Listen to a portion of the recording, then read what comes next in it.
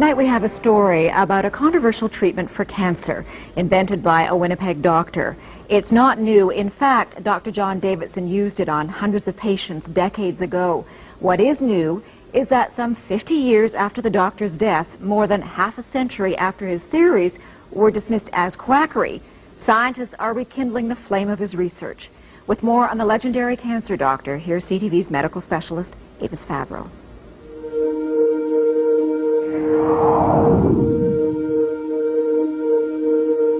His name was John Ralston Davidson, a respected family doctor in Winnipeg in the early 1900s.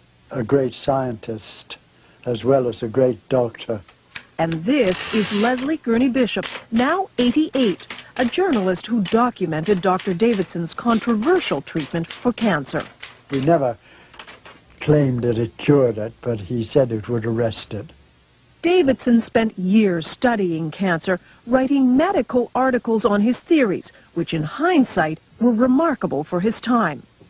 The doctor described cancer as a dietary deficiency, so he added generous amounts of vitamins to the patient's diet. But he also said it was critical to boost the patient's own defenses against cancer, which is why he developed what he called young tissue extract.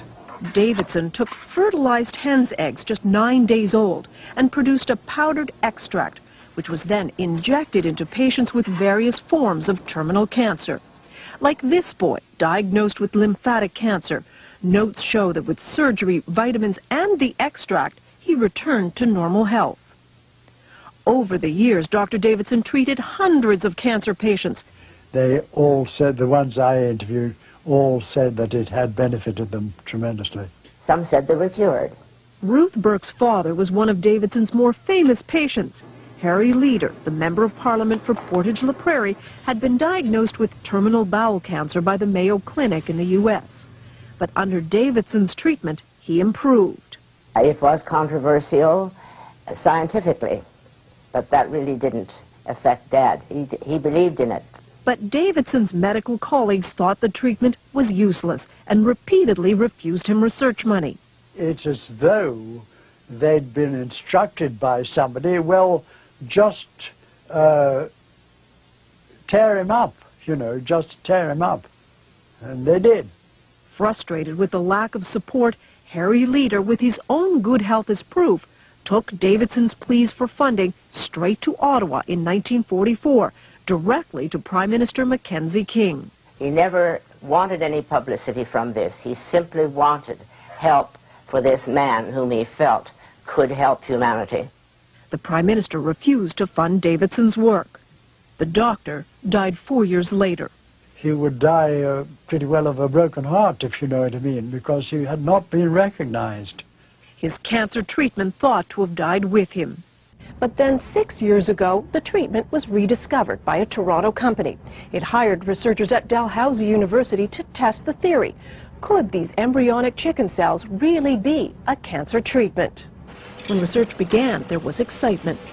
Davidson's extract, in many ways, could be a cancer vaccine.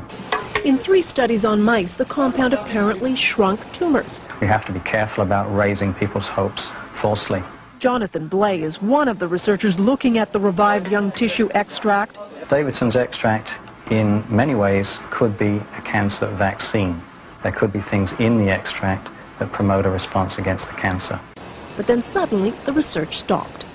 The then owners of the extract had financial problems. They stopped paying the researchers. Dalhousie was out some $60,000 and halted the experiments. The university would be interested in continuing the work because the results were very promising. But for nearly 5 years now, the capsules have simply laid on the shelf. One could easily walk away from and say to heck with it. But would we be leaving behind something that could potentially have significant impact for large numbers of people? But if there are no takers soon, the venture will die.